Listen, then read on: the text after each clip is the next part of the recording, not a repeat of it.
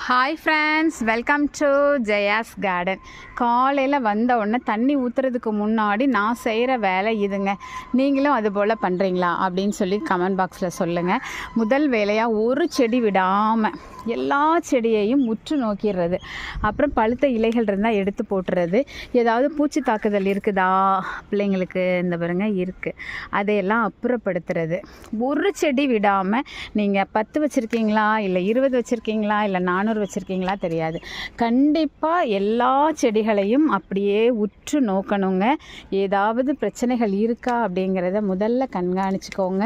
அதுக்கப்புறம் தண்ணி ஊற்றுங்க. முடிஞ்சால் உடனே ஏதாவது பண்ண முடிஞ்சால் பண்ணுங்கள்.